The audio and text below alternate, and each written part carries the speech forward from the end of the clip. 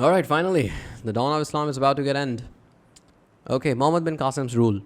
So Muhammad bin Qasim set up the Muslim state in Sindh. He set up the Muslim state in Sindh. He gave the status of dhimis or protected people to the inhabitants of Sindh. They had to pay a tax called jizya. The people of the Sindh, they had to pay tax called jizya to the government. The dhimis were free to practice their religion and privileged state of the Muslims. Muhammad bin Qasim's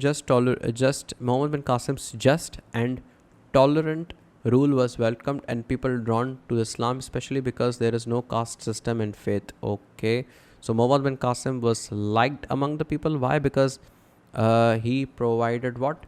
He provided the justice, and his tolerant rules were good, which people welcomed, and they also got ready to become Muslims as well. So the people of the Sindh were saddened when he had to return to Damascus. Acha, now this is a twist.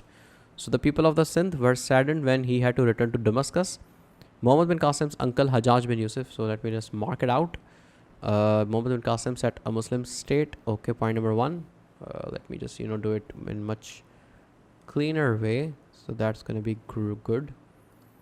So that's point number one over here. And Sindh had paid tax called jizya. Point number two here.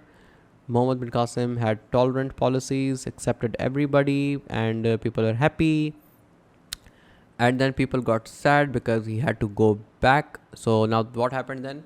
Muhammad bin Qasim's uncle, because Hajjaj bin Yusuf, he ordered him to go to Sindh with 6,000 men.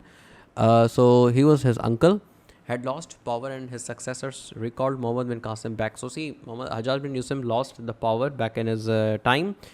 So the person who is gonna be the leader after Hajjaj bin Yusuf, of course, was the commander-in-chief. So the commander-in-chief said Muhammad bin Qasim that, okay, bacha, come back now. It's over now. So shortly after, the Muhammad bin Qasims were sadly put to death by his opponents of Hajjaj bin Yusuf. So point number 5, let's try to understand right this. So then it says that when the Umayyad Khilafat weakened, the Arab governors continued to rule in Multan and Sindh as independent rulers. Okay, so Arabs were ruling over here. This area came under the administration of the Abbasids Khilafat, which also sent its governors to rule it. The Hubari dynasty ruled from the Mansura in Sindh for the next 300 years. Not so important, but the Abbasids are being discussed. The Abbasids came after the Ubayyads. All right.